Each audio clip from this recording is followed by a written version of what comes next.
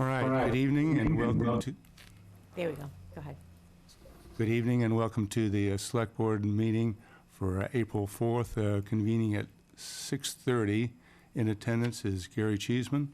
Diane Bucco. Peter Clay. And we'll start with the usual public input period. So, Joe, is anybody in the audience with their hands up? Look real quick here. There are no hands up. All right. So let's move along to announcements from Steve. Yep. The first announcement is the annual town election. It's Thursday, April 6th, 7 a.m. to 8 p.m. right here in Town Hall. You know, early voting's been going on. We also had mail-in voting, but this is the official election day. So if you haven't voted, come on out. Do we know how many people have voted? I do not have that Not yet. number. 80. Terry told me 80 early vote ballots.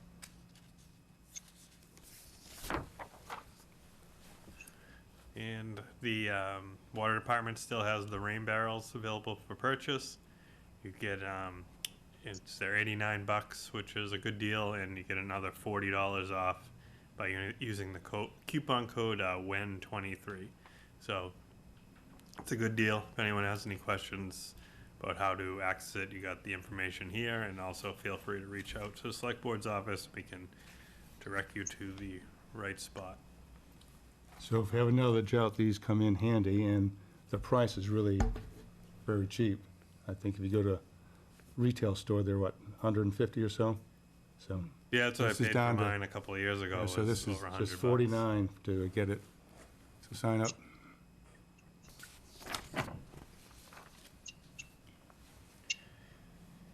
And we have Board of Assessors vacancy. This is the seat that was vacant. Nobody pulled any papers, so there's nobody running for the seat. Definitely looking. The Select Board has the ability to appoint in the absence of nobody running for the position. So if anybody's interested, I know there's been a lot of talk about assessments and how they're quantified and the evaluation process that goes into it. So, you know, this is a chance to get involved and, you know, learn the process and also be part of the process. Thank you.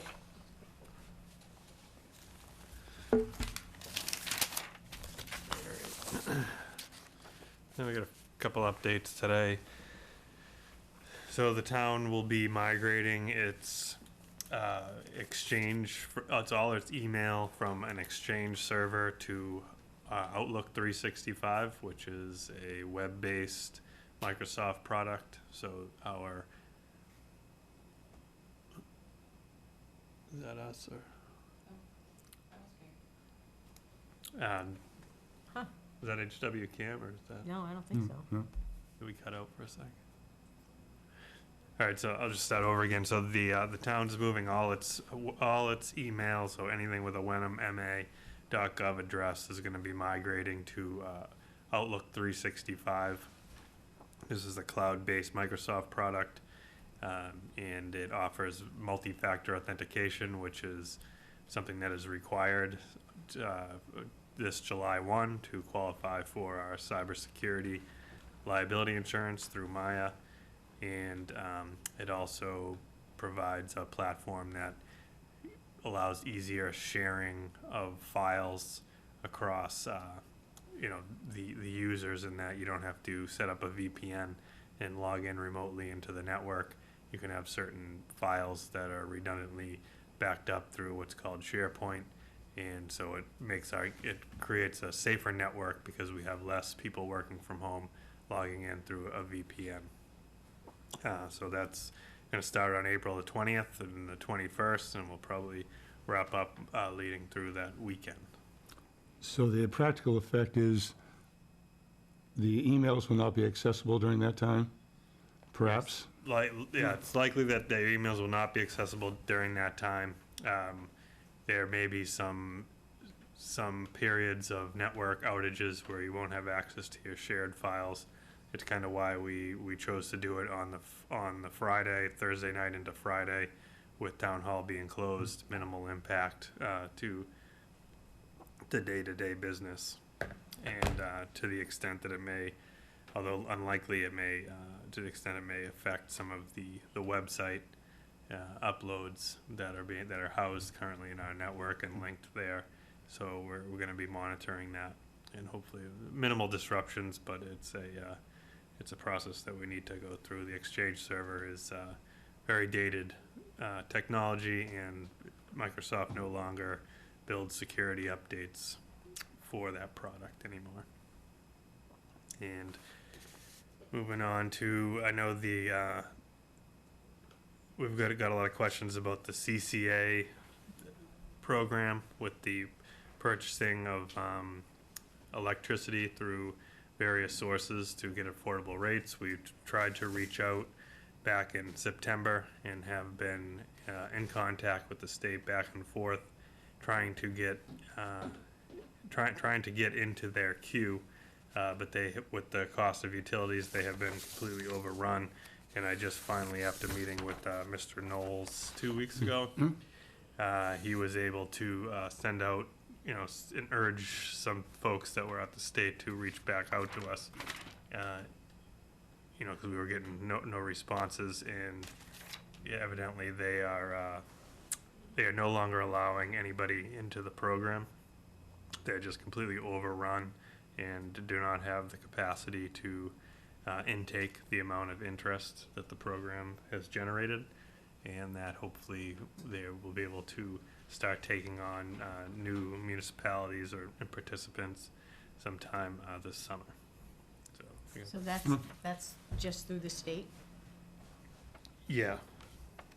Yep, Department of Public Utilities, DPU. So is that where we as a town could look to purchase or look to have bulk electricity type thing? Is that what that is? Yeah, I think it's alternative sourcing and purchasing through different. But so it would allow the town Wholesalers. to have options? Yeah, similar to like Hamilton is Yes. participating in the program and has for some time. So when the utilities we started to get forecasting of, massive rate hikes in the utility costs, there was a number of emails that came into the select board's office inquiring about us participating in that program. So we immediately tried to get into the program, but they just didn't have the capacity to take us, and we weren't able to get in. But that's just something I know. Every once in a while we'll get a question as to whatever happened with that. Where's that at? So we're just kind of in a holding pattern right now. Okay. Also, we had the capacity assessment done for the Eastern Essex Regional Public Health Coalition. That's made up of Essex, Hamilton, Rockport, and Wenham. I know the Board of Health worked hard to produce all the information that was requested by the state so that they could assess our preparedness in our health departments. And I can, just quickly, they have a quick couple sentences as far as the results, but there will be a Zoom meeting where they're inviting any board members that are interested in participating on Friday at 10. Right now, they've invited the chairman of the Board of Health and myself, and they also opened up the invitation for anybody that I thought would want to, any of the board members that would like to participate or listen in. That's And this I can Friday. get you that information. Yep, Friday at 10 a.m. So it says the executive summary and the results said the municipalities in Eastern Essex Regional Public Health Coalition reported they are meeting 85% of the standards across the 7 core categories: administration, community sanitation, environmental protection, disease control and prevention, housing, food protection, and tobacco control. The strongest ability to meet the performance standards in food protection, and the area that we're in most need of support is disease control and prevention. So this is just the executive summary, and they'll go into the full details of the report on Friday. And finally, I just want to thank the staff and the board, and I think Roger's on here, just for everybody on Saturday. Certainly a group effort. I thought it went very well, and so it was all hands on deck, and everybody put in the hours and worked out well. So that's all I got. All right, Chair's report, I'll just echo that the town meeting went very smoothly, and again, thank you to all the staff and all the departments that made it possible. Further on the Chair's report, just want to encourage people to come out as spring may be here. It's time to get outside. Tonight we'll hear about some food project initiatives, but also Dean Peterson from the Veterans Committee is working, so we're looking forward to an actual Memorial Day parade this year. And then going into June, the Human Rights Committee is planning events as well, so we'll need to get participation from the crowds. Anything, Diane? I do. I also want to thank everybody for the town meeting. Everyone came together, did a lot of work, worked out very smoothly. I appreciate all the residents who came out. I think it was close to 400, 370, maybe? Yes. Yeah. Yeah, it was a lot. I'm sorry that people had to leave. It might have went a little longer than they thought, so we didn't get a chance to have a full discussion on the last couple articles on the clerk status. But just so everyone knows, we have about a year, probably, to discuss it. It's in the we'll go to the legislature, and we can talk about that as the year goes on. The only other thing I wanted to mention is that I think most of the residents know that my first foray into social media was on Facebook as the Wenham Town Clerk. And the goal of that page was always for informational purposes and to share events and such going on in town. So as a select board member, I've sort of done the same thing, not as much, very much less than as the Wenham Town Clerk, but the posts are always just for informational purposes. If by chance that they should invoke any thoughts, questions, concerns, or comments, it's at that point that I would ask anybody to reach out to me directly or to my select board gang or even the town administrator's office to discuss that, as opposed to doing that on social media. Thank you. Peter? Yeah, so, last week, the new elementary school project, we actually selected a vendor. We had we had 3 really good choices. The normal lineup, CBRE, JLL, and we went with an outfit called PMA, and I would never be able to tell you what PMA stands for. But Tom Geary's doing a great job leading us through that. And who, Tom Geary is who? From Hamilton, I Head of guess? facilities for the schools. Oh, that's right, Schools, yeah. yes, okay, sorry. He was there That's at great. town meeting. So, yeah, that project is moving through the feasibility stage. Yep. And we'd expect next year's spring town meeting to make some big decisions on the replacement of the Cutler School. So it's still gonna be like 4 years out, but it's a lot of money. Yes. Anything else? That's it. All right, I want to thank everybody as Yep. well, and even the volunteers. yes. Everybody. And then, next slide, do we have that public hearing notice on the slide? Yes, there it is. So, public hearing on the 13th of April at 7 PM here in the Town Hall. National Grid has their proposed plan for tree removal on many streets. You may have seen red tags and then the white posted letters on particular trees.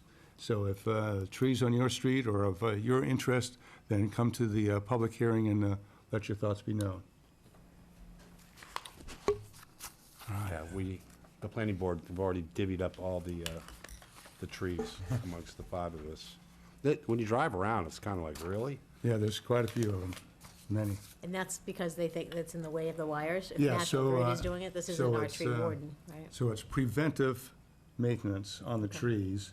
So they examine those that are clearly have issues, dead, rotten, or so forth. But all of them are, under their standards, a threat to the power lines. So, Because sometimes our tree warden will do a tree hearing. yes, yeah. But this yeah. is This National is Grid. National Grid. Okay. All right. All right, then, moving on. Who's got this one? I'll do it. All right, I move to approve the open session minutes dated 2/28/2023 and 3/21/2023. Second, anything further? Roll call vote? Yes. yes. Yes. 3 names there. All right.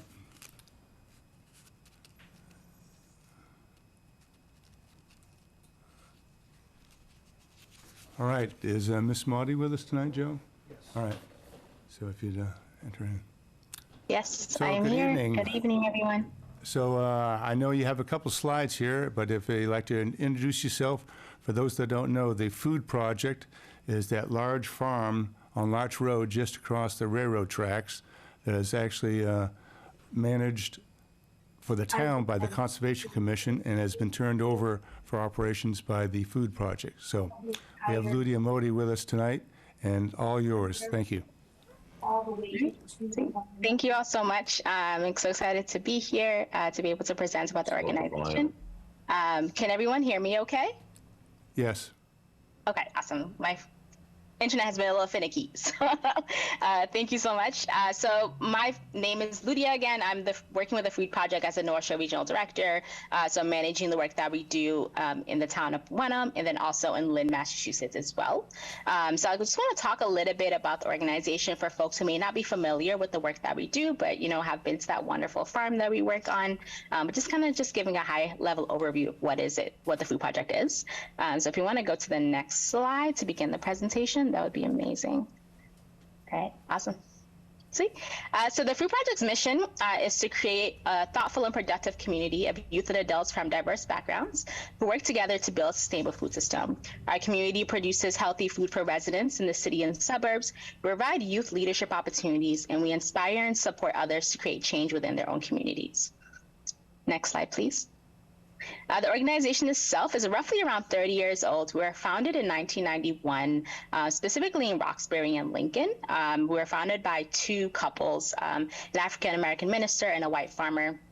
Both of them came together during the Rodney King eras, recognizing there was a lot of racial division that was happening in the Boston community, and there was food insecurity that was drastically increasing. So they were coming together to really think about how do we bridge folks learning about cultural dialogue with each other, but then also being able to support to address the needs of the communities that are there. So the Food Project came to be. So during that time, our youth was transitioned from urban farms to suburban farms to learn about what it's like to work in those different environments, and then also be able to understand how do we work together across difference? How do we build on our commonalities with each other, and how do we bridge relationships to be able to create more of a healthy community and a healthy world? The Food Project North Shore was founded by Melissa Diamond, who was impacted by the work that was happening in Boston during that time. And in 2005, essentially created a proposal for the organization to start in Lynn as our first North Shore site. So we've been in Lynn since 2005, and then we actually came up to the town of Wenham. Have been partnering with the town on that farm since 2014. So we've been around for quite some time doing some impactful work. We're intersecting within youth, food, and community. So we're doing distribution when it comes to taking our produce and where it goes. So we're donating to a lot of Hunger League organizations across the North Shore area. We sell produce at our farmers markets. We have a farmers market in Lynn, Massachusetts, and it's one of the largest markets in the state, largest recipient of HIP and SNAP benefits. We're distributing produce through various mobile markets as well. So thinking about food accessibility for those who are not able to come to our markets, making sure they still have access to food. A majority of those locations are seniors. So really thinking about like how are we getting access to folks who need it the most, right? So really distributing it all in various funnels. And we're also doing a lot of community work. So thinking about how do we create a community-centered approach with our work. So inviting folks to be part of the conversations and letting community members lead that conversation and lead that work as well. As an organization, we want to essentially play a catalyst role to support folks who are looking to make changes within their communities. We are currently operating on 4 different farms. So we have a farm on Larch Row. We're cultivating about 10 acres of that land as of right now. We do have a farm in Lynn. We're growing in about 1.5 acres of land on 2 separate sites. Both are sitting on school properties. So we have a partnership with Lynn Public Schools as well. We have a farm in Boston, 1 acre on Dudley Street, another acre on West End Street, but it's about 2 acres in total that we're cultivating in Boston. And then in Lincoln, Massachusetts, we're cultivating about 15 acres of land in total. As an organization, we are employing 140 students to work with us across the year, and really centering our work around food justice. So our youth are working on our farms during the summer season, and then during the academic year, they're working on our farms as well. So they're doing a lot of the harvesting, supporting with the distribution, really working with our partners to determine which organization we should be getting food to that the highest need is. So really being part of the organization and the huge thought partners as we do this work, as we are working alongside our youth, and it's a youth and adult partnership model that we're continuously implementing. We are produce. We grow about 200,000 pounds of produce every year, and our produce goes to those various funnels I had mentioned earlier, from mobile markets to farmers markets to CSAs, and to donations as well. Go to the next slide. Great, and that's it of the food project. And I'll pass it over to Kate, or unless folks have any questions I could potentially answer about the organization. No, not that I, nope. I can't remember who told me about this Yeah. project, like in the last year, but it's really amazing the impact it has on the kids. And certainly just the sheer amount, 200,000 pounds of produce on just 30 acres, quite an achievement to help out the community. Well, thank you, Lydia, and I think, is Kate on? So Kate Mallory, our conservation coordinator, has another project on the same site. So Yes. over to you, Kate. Michelle, do you mind going to the next slide? Thank you so much. Thank you so much, Lydia. That was wonderful. It's been such a pleasure working with the food project over the last year and a half. Lydia and I have been talking about this apple orchard that they want to create on the farm. And so we thought, hey, how can the town help with this?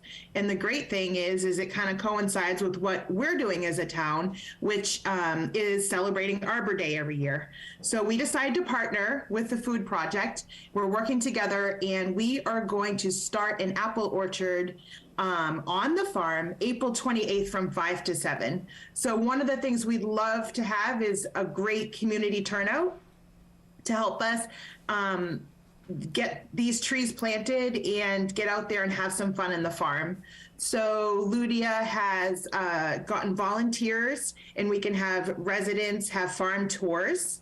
We're going to have a little dedication ceremony. We're going to have some of our leadership in the town talk, which is a great opportunity for residents to come and meet town leadership, talk to town leadership and town employees. I've already had a lot of town employees that said that they would like to come to this event as well.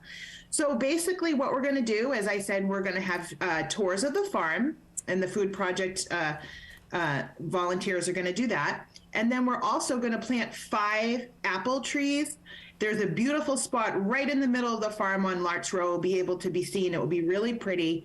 And we have DPW helping us dig the holes, putting the trees in. And then we have Win Mullery, our tree warden, helping us pick some wonderful trees. And we actually are going to start reaching out, and we've already had a bunch of interest in having residents, families, groups actually sponsor a tree.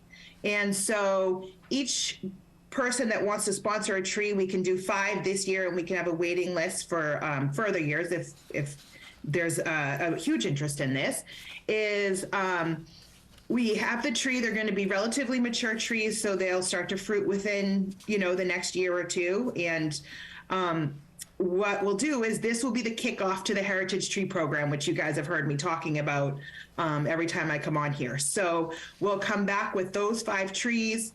We'll take pictures of the event, pictures of the trees, and each family that decides to dedicate a tree will then be able to get this as a heritage tree, hopefully through the select board, if you members see fit to say yes, that these should be heritage trees.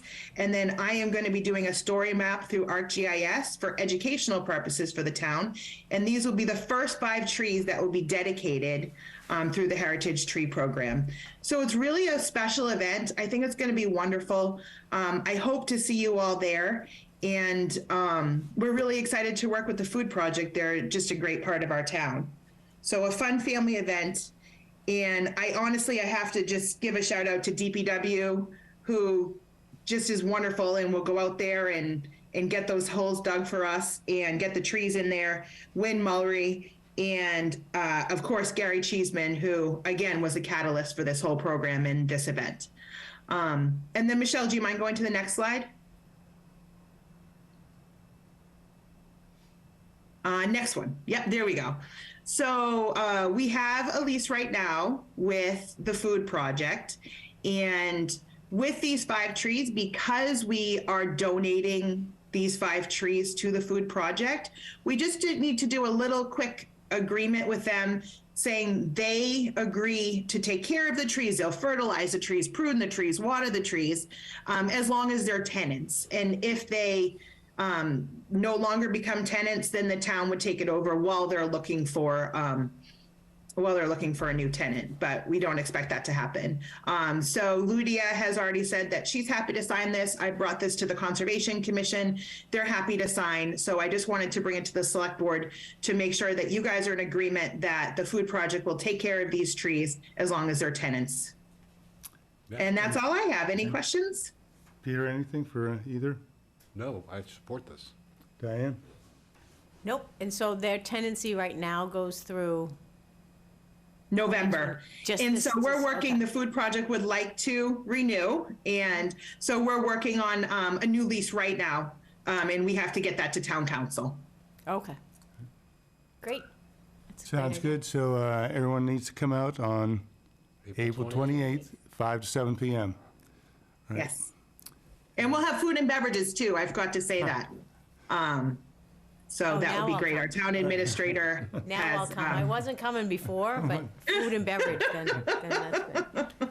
yes, you can thank our town administrator for that. So thank you very much, town administrator. So we're looking, as you said, 5 this year, and the orchard will continue to grow in future years. Sounds good. Yes, 5 this year, and then they're looking to get in some irrigation. Once that happens, they would be delighted if we would donate more trees All right, as the time goes on. see if we can make that happen. Yes. Do we have the motion then? So I move that the Wenham Select Board vote to approve the Reynolds Farm Agreement Addendum about the Second. apple trees. Second? Anything further? Not at all. All right, roll call vote. Peter? Yes. Diane? Yes. Gary, yes. Thank you. Thank you both. That was great. All right, so is Bill Wilson? Yeah, good evening, everybody. I'm here. I want to take a couple minutes to talk about the very generous gift of memorial trees, actually for Sissia, for the Wenham Cemetery. And I'll just go over a couple things, the scope of the donation, considerations as we thought through this and planning, and then the CEMCOM, Cemetery Commission recommendation. So next chart, please. Next chart. So, yeah, the Locks came forward and at the beginning of March there and said that they wanted to put donation for their mother, Shirley Locke. And what they're recommending is on the backside, actually eastern border of the cemetery, we put in a new fence last year, 176 feet.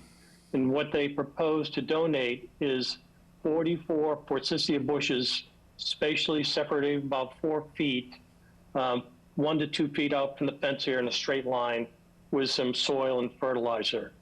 The estimated donation spent is about $1,250, but it would be a wonderful addition to the eastern area there to see these grow. Next chart. So considerations, obviously we've vetted this with the stakeholders here, DPW, Rich Souza, met with him personally. Tree warden, Wynn Dodge, has been involved in a couple of meetings with the Locks and in the CEMCOM itself there. So thought about the installation, you know, we do the 44 forsythia bushes, they'll be delivered in 3 to 5 gallon buckets. They're small at this point, probably 9 to 12 inches tall. And what needs to be done is a 12 by 12 hole is required for each location. And as I said, about 1 to 2 feet from the fence there, and a half a cup of fertilizer per hole. Labor, DPW can perform the installation as time permits over a 2-week period. It's not like a forced thing, but when they'll fit it into their schedule there. Win Mulry stepped up, said he can fill in any labor gaps, and we would probably get some volunteers to assist us as well. Schedule, as we see right now, we're going to, once we seek approval from the Board of Select Board, plants will be sourced for an April delivery, and installation would be not soon after that. We do have fence painting scheduled for the May timeframe. We thought this was a little deconfliction required, but not really. The holes are pretty small, and so that they can work around them. Maintenance, as people know that these things get kind of big and unruly and so forth, but we'll take a look at this once per year. DPW is not signing up for any big pruning detail, so the Cemetery Commission and volunteers will review them once a year and then prune them as necessary. Next chart. So SEMCOM met on the 31st of March to review the donation request. We discussed it in detail, essentially the same charts I'm presenting tonight, and approval was granted. So we come before the board tonight. SEMCOM recommends the select board vote to accept the Locke Memorial donation as presented. So with that, I'll answer any questions you may have. Diane? I had a question, but I can't remember, so I'll think. I think it's going to be great. Yes. So it's Yeah, great donation. It's the whole back wall. the whole back wall, yeah. So instead of a plain fence, we'll have very nice greenery back there. Yep. So we certainly thank the Locke family, and do we have a question? No No. question. All right. But I move that the select board vote to accept the Locke donation. I'll read this one. To accept the gift of the memorial trees from the Locke family in loving memory of Shirley Locke for the Main Street Cemetery. Second? Anything else? Roll call vote. Peter? Yes. Diane? Yes. Gary, yes.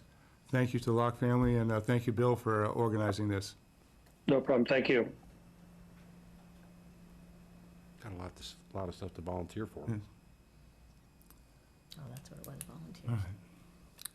So, Master Plan Advisory Committee has a vacancy from the designated board member from the Council on Aging.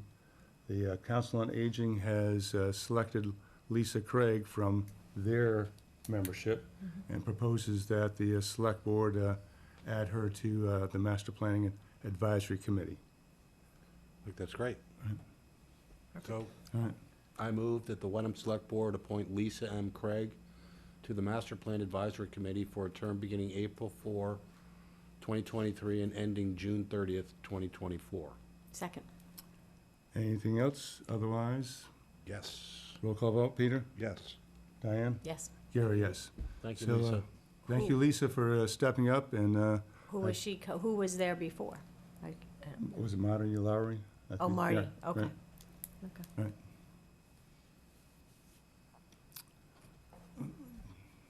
Do we miss one there, E?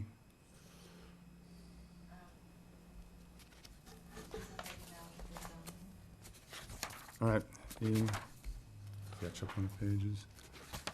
All right, so What? I didn't look at this.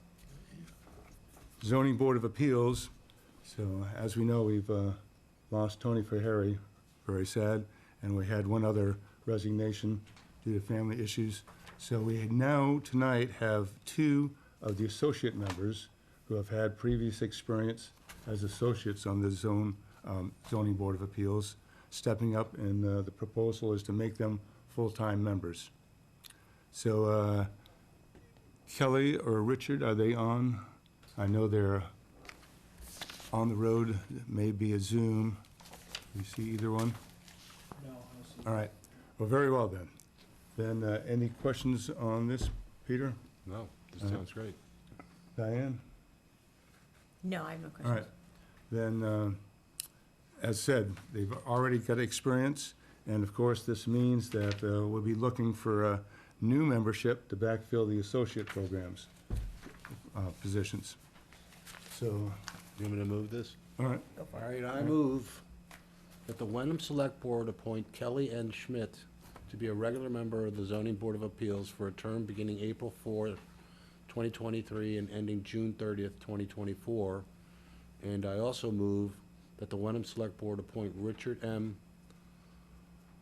Modlewski, sorry, Richard, to be a regular member of the Zoning Board of Appeals for a term beginning April 4, 2023, and ending June 30th, 2025. Second. Anything further? Otherwise, roll call vote. Peter? Yes. Diane? Yes. You're a yes. So congratulations, Kelly and Richard. You're full members of the ZBA. And as I said to the public, if you have legal experience or interest on the ZBA, please put your application in because we now have the 2 associate positions vacant. So I'm sorry, I was not as prepared as I guess I should have been. Do you want to go back to this correspondence?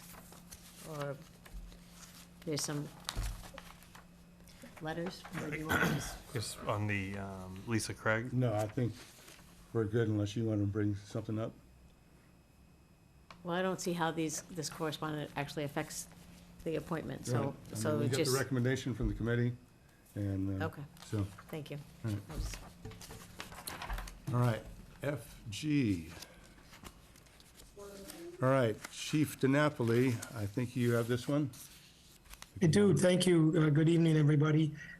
This is a pretty easy one. It's a new MOU that's done with, there's approximately 60 member communities in Nemlik, and Chief DG, the retired Middleton chief, just took over as interim director. And because so many town administrators, select board members, and police chiefs have changed over the years, he's just reissuing the MOUs that were in place to make sure they're up to date. So this is just doing that to make sure everyone's up to date on the new people in place in their member communities.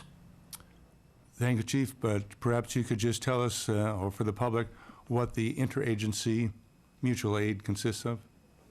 Yeah, so it's an incredible relationship that we have with all these member communities that at a moment's notice, we get immeasurable help for any different law enforcement or emergency response related scenario. It doesn't even just have to be law enforcement specific.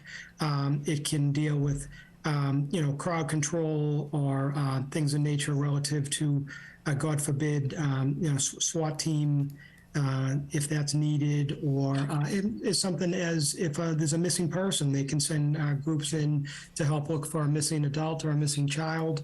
And any time, God forbid, there's also a loss of somebody in the schools, they have their own team that comes out and helps to talk with the parents and the children, and they really cover a lot of different areas. And we've been part of NEMLIC for quite some time, and we're lucky to be a part of it. And so it's something that I hope to keep going for the future.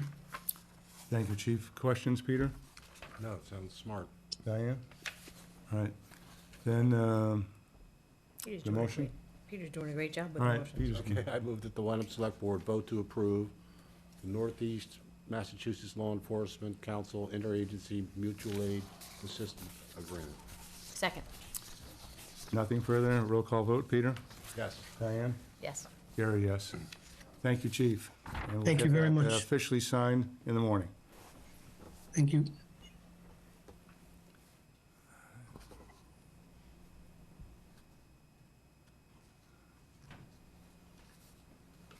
All right, so each year, the 2 communities enjoy Sunday concerts in Patton Park, and we've donated before, and there's a request from the organization that supports this, and just note up there in the draft motion that our last year's donation was $1,500, and we could discuss amongst the 3 of us what we think is the appropriate donation this year.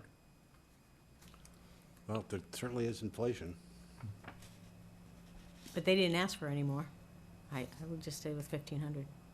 You want to go 1,500? Yeah, What did they request? they didn't. They just requested that we Make it. make a donation. So last year we did 1,500. My idea was, just a little inflation, make it 1,600, make Wenham look good. So I think we can spare the 100. I think we can. Find it. All right, You'll find it. Steve will find it. All right. Free cash. I know. So should I, Go for it. Is that all right, Diane? Yeah, Okay. Yes, all right. yep. I move that the Wenham Select Board vote to approve Sunday concerts in Patton Park funding request in the amount of $1,600. Second, Anything else? Roll call vote. Peter? Yes. Diane? yes. Gary? Yes.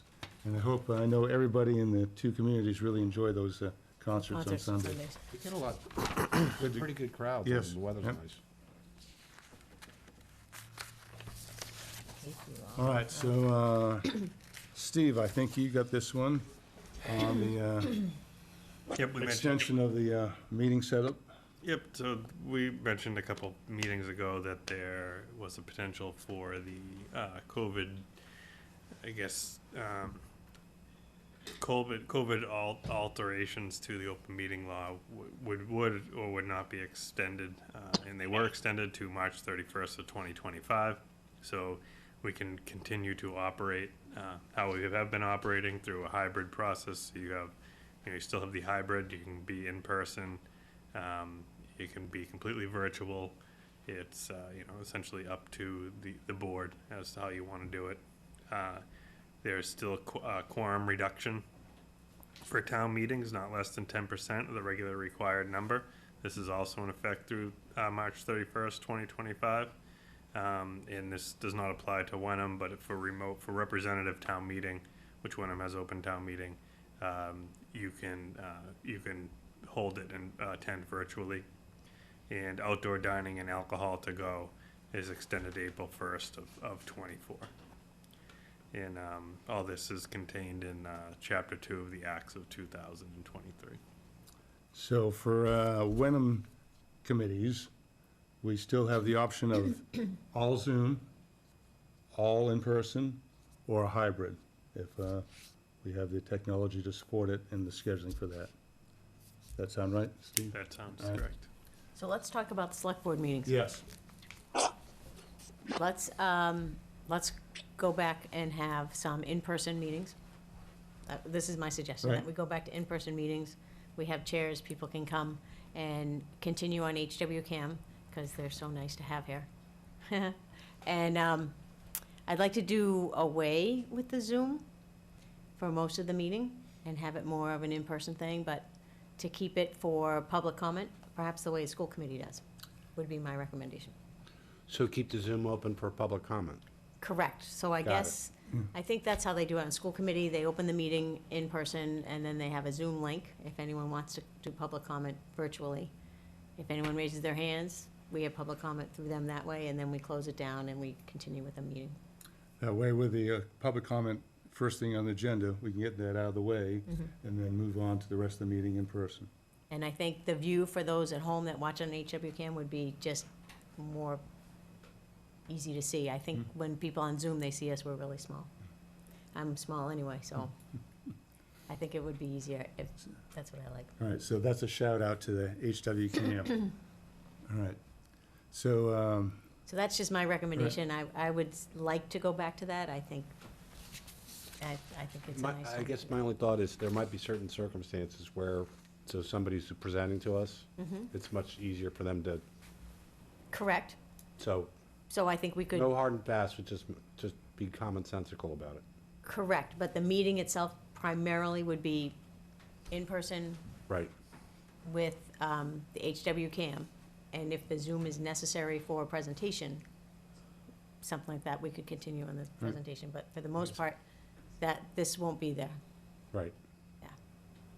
So if you guys are I like it. interested in do that, when do you want to do that? well, we need to talk about the schedule. We need to talk As about the schedule too. Okay, go so when we ahead. do that, we'll So, we'll yeah, so decide we'll when we're gonna decide start with with the schedule as well. going back to Right. meetings. Okay, thank you.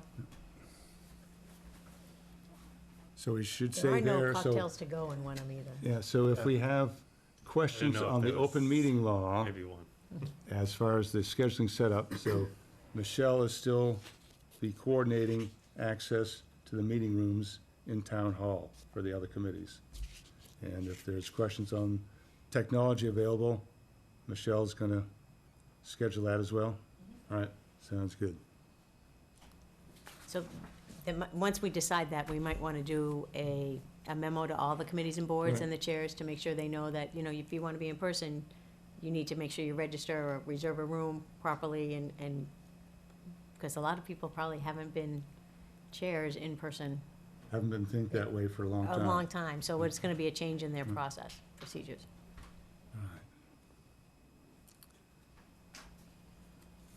So what happened to the telephone So- pole? So the telephone pole between Cherry Street and Monument Street, on that side of Main Street, snapped back in the last snowstorm. Oh, Wasn't it Yeah. hit? It What? wasn't hit? No, I don't think so, was it? No, I No, don't believe no, I so. think no. it Oh, it just snapped snapped? from the weight. So the National Grid has come out and put a replacement telephone pole there. The double And pole? tried, and so we got a double pole, but the current setup, because it is a, as Steve said, a very complex pole as far as what utilities are on it, that the supporting brace is blocking the sidewalk. And it's Oh, going to, unfortunately, probably be blocking it for some time ahead, as Steve will take over and tell us that it's going to be probably months. Yeah, yeah, I'm based on other poll, we're thinking probably 12 months or more. Right. Is the for likelihood. National 'cause- Grid to come and fix Well, it. there's, yeah, well, because you have National Grid, you have Comcast, you have Verizon, and there's, I guess, a number other of fiber providers that lease space on the telephone pole. You have National Grid, and there's also underground utilities there, so they have to be partially dug up and rerouted to go to the new pole. So there's a lot going on that pole. Right. So is it possible to make an area wider on the street? So Well, not wheelchairs, baby carriages or whatever can get around that? Well, you have the official crosswalk from Cherry over to the east side of Main Street, coming along the sidewalk till you get to the Wenham Museum, and we have the sidewalk here, or the crosswalk here, and the crosswalk at the Oh, yeah. post office. This- Because this if you look at Cross it, 1A, that's a Yeah. scary, yeah, so crosswalk. I don't think we probably want to Any more route traffic. traffic into the road. So I would advise people to safely use the crosswalks to avoid that section of sidewalk. So, a related topic. So, is the chief still on? which one? Chief DiNapoli? Yeah. Deputies on, yes. Well, his chair is there. So, I had a conversation with a neighbor. So there's the crosswalk right at Arbor, right before Edel. Yes, Yep, the lighted the one. new with one. the- And so my neighbor said that they watch this, like, all the time. And what happens is, when the kids press the button and then the light goes on, they immediately go. And so, and he's seen kids almost get hit. Right. And we've already had one, my neighbor Yep. get hit there, what, I don't know, 8 years ago, 10 years ago. So I think we need to at least somehow talk to the folks at Bucher and let them know to tell the kids, you Proper use hit of the that. button, and then you look left, you look right, and then you go. Count to 5 and then go. or something, Because yeah. he says that he's seen, like, real close calls with kids. We have, does the SRO go to Bucher as well as to the other schools, or is it just Hamilton? School No. resource officer, do they Yes. go to Bucher? Yes, so rotates through, So so, maybe we could ask chief or deputy chief to ask her to maybe go to Bucher and have a talk. She's very interactive with the kids. yes, Name I can't think of her. all right, She was on Facebook. Yes. yeah. Is that, no, No. the SRO, because she's a Hamilton policeman. Hamilton Police Force. So anyhow, I think that's one for Steve to coordinate with the chief and the school and see if we can make Chief's that chair is particular listening well. crossing safer. Yes, All right, great. so, back to Main Street, yes. Sorry neighbors, but we're kind of stuck. It's a state highway and state utilities and so forth, so it's gonna be a while. All right, Did the neighbors request that? The- yes, the there was double pole? inquiries, inquiries as to. No one likes those double poles. Right, Certainly, thank you to everybody on the annual town meeting, but are there any specific comments? We'll start with Peter. I thought it was impressive how many people showed up.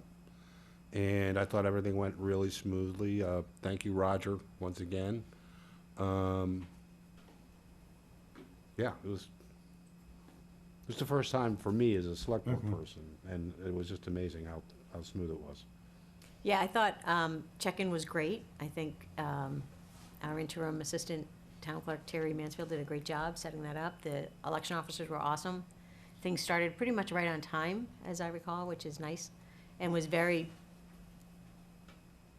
consistent for the nice flow. I did have a couple comments. What was my comments? The voting, using the electronic voting, that hopefully, Roger, what, we can have a discussion on how he used that and what everybody thought about that. But, oh, and then having the use of the overflow room was good. I was surprised we needed it, but it was good. And having the assistant moderator was necessary, but I think next time, or if there's a next time, with an assistant moderator, we need to also have better video feed and some better communication between the moderators so that they don't have to go running between rooms to signal all of. Dave did a great job doing that. Dave Anderson. Yes. And certainly I don't think the public understands, perhaps, but Roger and Steve and the team here was a tremendous effort to put together the entire script for all the motions and the possible deviations for motions or amendments and so forth. So it was a large stack of forms or papers to go through, but I thought that worked very well to have the formal script in Yeah. place. It would be great if that would happen and then no changes would happen once you make it, but then every time, and as soon as you copy it, there are changes, or Right. someone finds something that you want to change and you have to go through all the binders. It's a lot of work. Yes. I thought the electronic voting was great. And the fact that you don't put the names up, Right. Right. but it's just so much faster. That must have knocked, I don't know, maybe 20, 30 minutes. So I think that's one of the pluses of electronic voting. I actually don't think it saved that much time the way we actually did it. I think because you did yeses and then waited, and then you did noes and you waited. And then because there were two rooms, there was more of a lag to get it. So I thought that it took a little bit longer than it should because the clickers can be much quicker if everybody just votes. And then when we were voting, the totals were coming. So when you did yes votes, you could almost see how many people were voting yes. And then the no votes, you could see how many people were voting no, where I thought it was supposed to be to avoid that Simultaneous. that herd mentality, so, so you don't see who's voting, or, so you wouldn't have any idea. So I just think we can use it and it can be even easier, but I think it went well. I don't know if there were any complaints, if anybody's clickers weren't working or had any issues. We had one person, I think, You did? whose clicker failed. So that's not bad. That's One not out too of bad. four. One out of 370, yeah. 400 is nothing. That's great. That's great. All right. Steve, did you have anything to add about town meeting? Yeah, I thought it went really well. We did special town meeting. It was my first experience doing a scripted town meeting, and I liked it a lot. I thought Roger was great, team was great, and everything went well as always. You always scramble into the last minute, and I made a typo with the number, but with the the community preservation reserve. But Roger caught it right on the fly, so, but I mean, it's just the nature of the beast, I think, to some point with all the last minute changes that. That's awesome that he was aware enough to catch it. Yep. You know what I mean? That means he was Yeah. been very involved in the whole thing, which is great. And we Yep. should also shout out to Amy Card for doing the one-day Yep. town clerk business. Yep. It's not easy to Did a step great in job, yeah. and do that all. Yeah. And we look forward to the rest of the paperwork being wrapped up afterwards. Yes. Oh, All right. Roger's here. Roger. Got his hand up. Good evening. With your permission, Mr. Chair. Sure, go ahead. So just a couple things. One, I also want to thank everyone at Town Hall. I know I thanked you profusely on Saturday, but I want to reiterate those thanks. It was great having a full staff to help prepare for the meeting rather than just Michelle and I doing it like we did for last year's annual. So thank you, Steve, and thank you, Joe. With respect to the assistant moderator, I believe Dave was provided a microphone, but I'm not sure if it wasn't working or if there was another reason he wasn't using it. Unfortunately, you know, it's always difficult to coordinate between two rooms. I did get some feedback that the overflow room would have appreciated having the video feed from HWCAM live as well, so we can certainly look into that going forward when we have to use the overflow space. In terms of the voting itself, you know, I really like the electronic voting, but it's a balancing act trying to balance the use of that technology with the fact that at open meeting, voting is supposed to be open. It's not supposed to be a secret ballot unless the town meeting votes on a motion to turn it over to a secret ballot. And using the clickers in the fashion that Diane was describing, you know, where everyone just presses 1 or 2 at the same time, is effectively a secret ballot. If that's the way that people in town want to use the clickers, and we adopt that as a rule of the meeting, you know, at future meetings or through some other means, then that's fine. But as it stands right now, an open town meeting vote is supposed to be open, and you know, the benefits of the technology certainly are strong for the reasons that Peter discussed and otherwise. But the way we employed it on Saturday was the best way that I could come up with at this time of balancing those two aspects. I did hear from people, and I did even observe, you know, from my spot on the stage, that it did appear that not everyone was raising their hands, even though they were voting. So it's an imperfect process that we utilized. I am certainly open to figuring out an even better way of using it going forward. You know, and whether that's through discussions with the select board, whether that's through a public, you know, information session to discuss, I'm open to various options to figure out what the best way of using that technology is. But that's the only issue with using it in the sense that a lot of people think that it should be used in terms of just having everyone vote yes or no at the same time. So, any questions, I'm happy to answer, but those were sort of my thoughts on the points that the three of you have discussed tonight with respect to Saturday's meeting.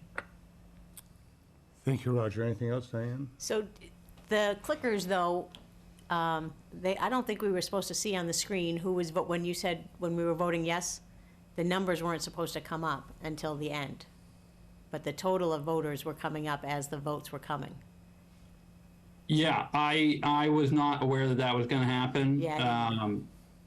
So, yeah, that's a learning lesson. I'm not sure if there's a way of using the system in that way where we don't see those votes. I mean, the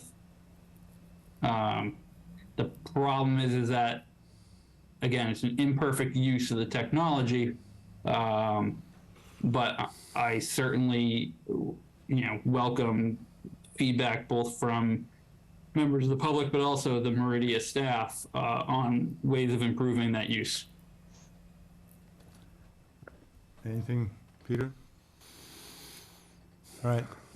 Well, I think this is something that, you know, we've got months until the next meeting, and we'll just try to get a really good compromise between technology and the Wenham tradition. Mm-hmm. Sound good, Roger? Absolutely, Gary. All right. That's exactly what I was trying to achieve, and you know, I think- hope to continue to try to achieve going forward. Yeah, no, and I have to say too, that was a very creative way to use the clickers. We had discussed it before, and that, you know, trying to merge the tradition with the new technology, you know, it was kind of cool.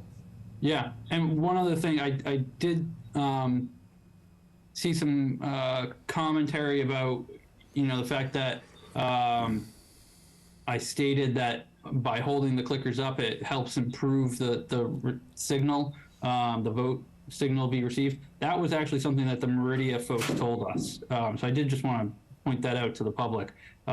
They did say that if you hold the clicker close to your body, it can sometimes cause interference. That, and also because rather than have people stand and sit, it was another way that we Exactly. thought, yeah. I mean, the other option is another option is to have people still raise the vote card, but also use the clicker. But that just sort of seems like having to pat your head and rub your tummy, and it doesn't seem effective either. We can learn a lot about everybody that way, though. That's true. I'm not sure I would pass that test. Very well then. Anything else? I don't think so. No. Peter? Good Thank you, discussion. Roger, and we'll continue this conversation, I think. But thank you for a great town meeting. Yep. Happy to serve, and it's a great honor to be able to run that town meeting. Thank you. Thank you. All right. Also on town meeting, maybe when we organize the warrant articles, maybe we should have really held the fields till the end. Yes, you know, it's always a challenge to keep the crowd. I know, But- because they knew it was at the end, they'd come in Yeah. late, or but I think it just, I don't know. And again, you're moving into, you know, Wenham tradition to put the public petitions at the end. Citizens petition at the citizens end. so- Yeah, But I know. 11 months to figure that out. figure that out? Right. All right, then, Jump right on in. to On to Texas. L then. So, no other matters I have. Anything, Diane or Peter? Nope. Otherwise, so the schedule and format for the meeting. This, over to you, Diane, as, So, looking ahead, we have written down, of course, the election's on the 6th, but we have a meeting scheduled for the 18th, that would be 2 weeks from today, and then May 2nd. So, we have a conflict on the 18th with the vacation, and we have a conflict with May 16th with the Manchester election. So I'm wondering if we skip the 18th, I gotta pull up my calendar because the dates won't be right.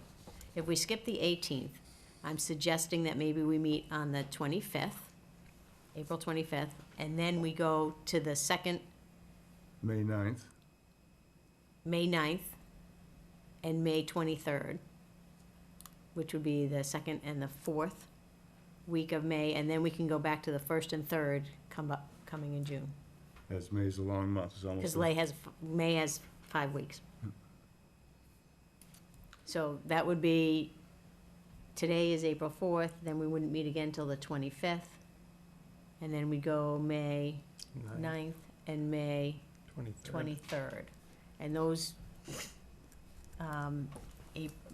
May dates will probably be appointments, annual appointments, among other things.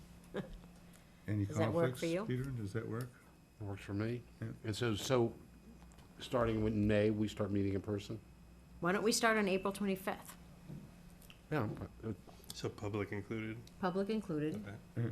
HW Cam, and And a public Zoom link comment. for public comment, and then we'll need to turn turn the Zoom off.